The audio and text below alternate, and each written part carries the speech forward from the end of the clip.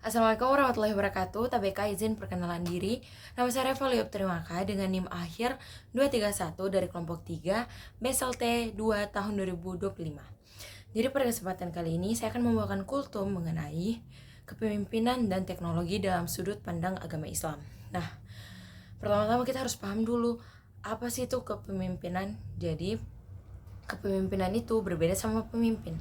Siapapun bisa jadi pemimpin, tapi belum tentu memiliki jiwa kepemimpinan. Jadi jiwa kepemimpinan itu seperti apa sih? Nah, jiwa kepemimpinan itu seperti dapat didengar, dapat mengarahkan orang. Itu contoh dari kepemimpinan, karakteristik dari orang yang memiliki jiwa kepemimpinan. Nah, selanjutnya, sebagai umat Islam, kita tidak boleh melanggar syariat agama Islam.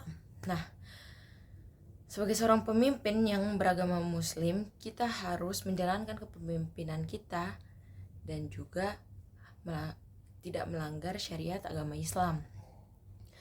Beberapa karakter yang harus dimiliki pemimpin, orang-orang yang memiliki, maksud saya, berikut beberapa karakteristik yang harus dimiliki seorang pemimpin yang beragama Muslim. Yang pertama, dia itu harus amanah. Yang kedua, harus adil. Dan yang ketiga, harus jujur. Pertama, kenapa dia harus amanah? Karena begini contohnya. Seorang bendahara, dia dipilih sebagai seorang pemimpin divisi keuangan di suatu organisasi. Dia itu harus amanah atas uang-uangnya orang. Dia tidak boleh salah gunakan, dia tidak boleh manipulasi data, dan dia harus teliti menulis pengeluaran dan juga pemasukan, karena itu amanah orang berikan ke dia. Bahwa orang minta tolong bahwa kayak, ini uangku saya kasih untuk, maksudnya saya setor untuk organisasi, mohon digunakan dengan baik sesuai keperluan organisasi. Nah, tidak boleh seorang bendahara itu dia gunakan uang organisasi untuk kepentingan pribadi. Yang kedua, jujur. Ya, jujur kembali lagi seperti yang pertama, mirip yang pertama. Ketika ada pengeluaran sekian, dia tidak boleh, umpamanya 50.000, dia tidak boleh tulis cuma 25 dan sisanya untuk dia, 25 yang lain untuk dia. Intinya dia harus jujur bahwa dan dia tidak boleh, umpamanya orang sudah bayar uang kas 2 kotak atau dua kali, terus dia bilang, oh kok belum bayar, itu kotak yang sebelumnya. Nah, itu tidak boleh, karena sudah dikasih amanah. Harus jujur dan adil. Kenapa harus adil? Karena orang sudah mau mendengarkan arahan dari kita, sudah mau kita pimpin. Kita tidak boleh tidak adil kepada mereka, karena pertama sudah aturan agama begitu, tidak boleh. Yang kedua, menghargai mereka, karena mereka sudah mendengarkan kita, walaupun kayak mungkin dia punya keinginan lain, tapi dia percaya sama kita. Nah, kita tidak boleh tidak adil begitu, karena sakit hatinya orang nanti.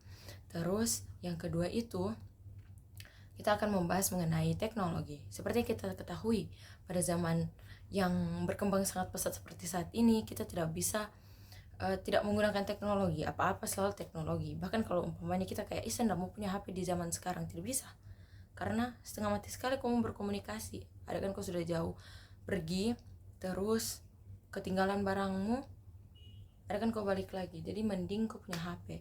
Jadi kayak biar kita tidak mau ikut perkembangan teknologi, mau tidak mau kita harus ikut, karena mempermudah kita.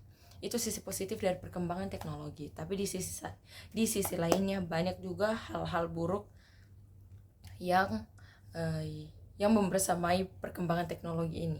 Bukan hanya hal-hal positif. Nah, sebagai seorang Muslim, kita itu harus amanah. Kita itu kan Allah sudah kasih nikmat dengan perkembangan teknologi yang sangat pesat, yang membantu kita menjalankan kehidupan sehari-hari. Sudah ada mesin cuci, sudah ada setrika, sudah ada handphone. Jadi kita harus amanah, kita harus gunakan sesuai fungsinya dengan baik ke hal-hal positif. Kita tidak boleh salah gunakan. Contohnya kalau handphone, kita tidak boleh gunakan HP ini kita untuk hack akunnya orang atau untuk hujat-hujat orang. Intinya kita, atau singgung-singgung orang, itu tidak boleh, karena itu sudah tidak sesuai syariat. agama Islam. Ada kan orang baik-baik kok singgung tuh, kan tidak mungkin, itu kayak tidak sopan, tidak etis. Sekali kembali lagi, agama Islam itu ada agama yang menghargai satu sama lain.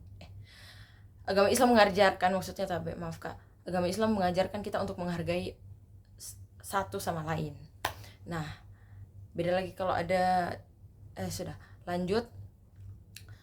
Intinya kita harus tahu memanfaatkan teknologi.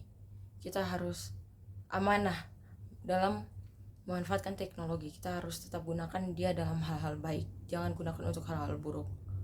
Seperti contohnya lagi tambahan kayak orang pakai handphone untuk penipuan. Itu tidak boleh karena kita merugikan orang. Dan Allah tidak suka karakteristik begitu. Sekian dari saya, kurang dan lebihnya mohon dimaafkan kak. Assalamualaikum warahmatullahi wabarakatuh. Makasih kak.